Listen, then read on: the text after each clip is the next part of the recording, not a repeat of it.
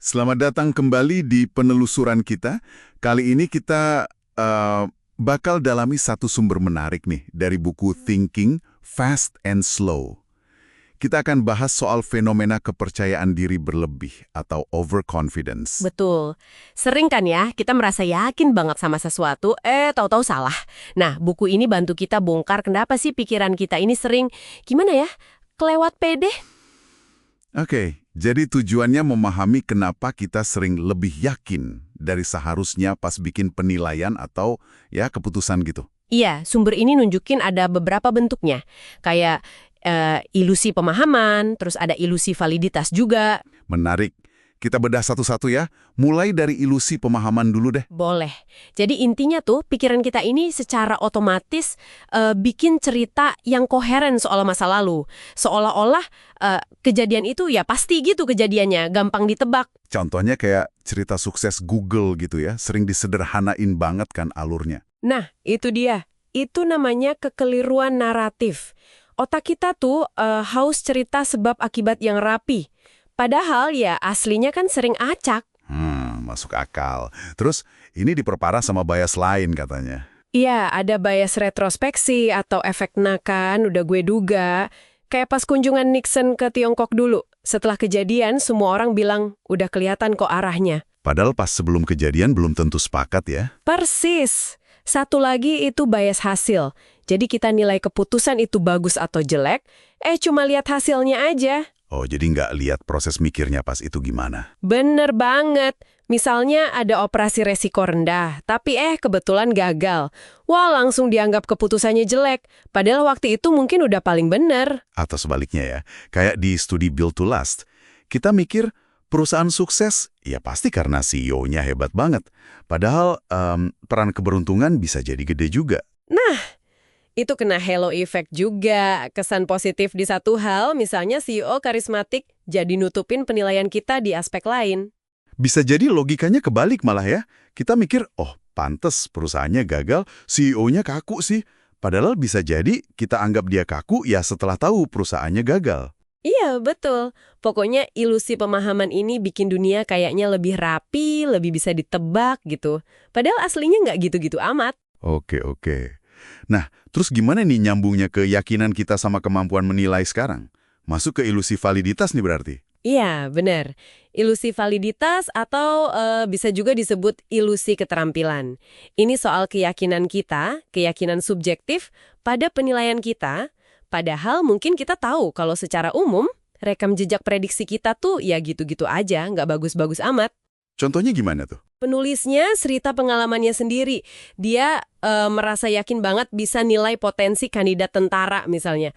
Padahal dia tahu statistik akurasi prediksinya ya rendah, tapi rasa yakinnya itu tetap ada. Wah, ini kayak di dunia investasi ya. Banyak banget investor amatir atau profesional yang pede abis bisa ngalahin pasar. Haha, iya kan? Padahal studi kayak dari Barber dan Odean itu nunjukin susah banget secara statistik. Kayaknya mereka salah kaprah ya. Mungkin jago analisis data. Tapi itu kan beda sama jago prediksi pasar yang rumit banget. Tepat. Bahkan pakar pun bisa kena. Ada studi menarik dari Philip Tetlock soal peramal politik. Keyakinan mereka tuh tinggi banget. Padahal akurasinya... Nah, itu dia. Akurasinya seringkali nggak lebih bagus dari nebak aja. Apalagi buat peramal tipe landak yang punya satu teori besar buat jelasin semuanya. Intinya, rasa pede kita sama akurasi objektif itu sering nggak sejalan. Kalau gitu, kalau penilaian individu atau pakar bisa bias banget, apa kita mending pakai rumus aja? Formula statistik gitu. Nah, ini dibahas juga. Ada temuan dari Paul Mill. Katanya sih formula statistik itu seringkali lebih akurat dibanding penilaian klinis atau intuisi ahli. Contohnya kayak skor Apgar buat bayi baru lahir gitu ya. Atau prediksi harga anggur. Betul. Kuncinya di konsistensi. Formula kan nggak punya bad day, nggak punya bias pribadi. Tapi, apa berarti intuisi ahli jadi nggak guna sama sekali dong? Nggak juga. Herbert Simon bilang, intuisi itu sebenarnya pengenalan pola yang udah diasah lama. Intuisi ahli bisa banget akurat, tapi ada syaratnya. Apa tuh syaratnya? Ada 2. Pertama, lingkungannya harus cukup teratur, bisa diprediksi polanya.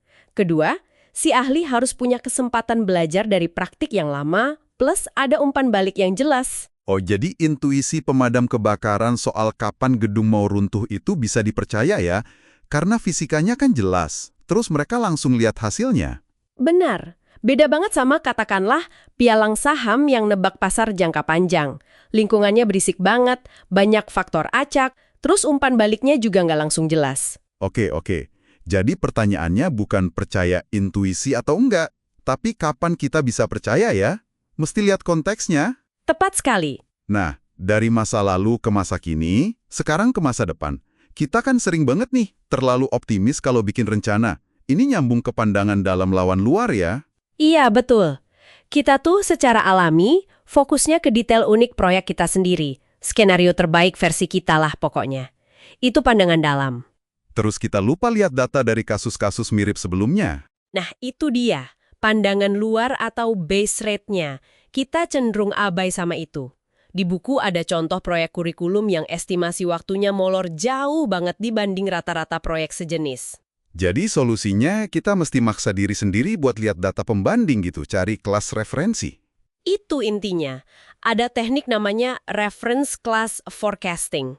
Ini bantu banget buat bikin prediksi yang lebih realistis, biar nggak kejebak planning fallacy atau kekeliruan perencanaan. Terakhir nih, soal optimisme berlebih itu sendiri. Katanya bisa jadi mesin kapitalisme ya?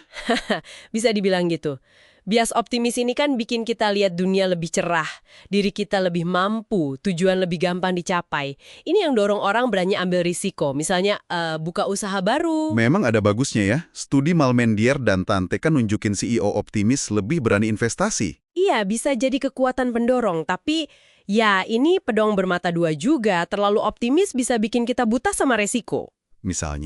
Misalnya jadi abai sama persaingan, competition neglect istilahnya. Atau ya bikin keputusan finansial yang gegabah karena terlalu pede. Terus gimana dong cara ngelolanya di organisasi? Biar tetap positif tapi nggak bahaya. Ada teknik premortem katanya. Nah, ini idenya Gary Klein, cerdas banget nih. Jadi sebelum ambil keputusan akhir soal proyek besar, tim diminta bayangin dulu. Oke, anggap proyek ini udah jalan setahun, dan hasilnya gagal total. Waduh. Terus, semua anggota tim nulis. Kira-kira kenapa kok bisa gagal? Ini cara bagus buat ngeluarin semua potensi masalah, semua keraguan, tapi secara konstruktif.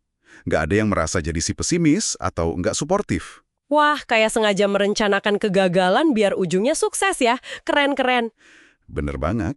Jadi, oke, dari ngeliat masa lalu, nilai masa kini, sampai ngeramal masa depan, kelihatan banget ya betapa gampangnya overconfidence ini nyelip di pikiran kita. Iya, dan ini bukan sekedar salah-salah biasa, tapi udah jadi pola yang cukup sistematis gitu. Jadi langkah pertamanya ya menyadari ini semua, ilusi pemahaman, ilusi validitas, bias optimisme. Betul, menyadari ini aja udah langkah penting banget buat Anda, buat kita semua, biar bisa ambil keputusan yang lebih bijak. Nah, sebagai penutup, ini ada pertanyaan buat Anda renungkan nih. Kalau memang optimisme ini dasarnya kuat banget di diri kita, bahkan bisa mendorong hal-hal hebat, gimana caranya Anda bisa nemuin keseimbangan? Keseimbangan antara semangat optimisme yang bikin kita gerak, sama kewaspadaan realistis yang kita butuhin buat, ya, jalanin hidup ini dengan bijaksana. Silakan direnungkan.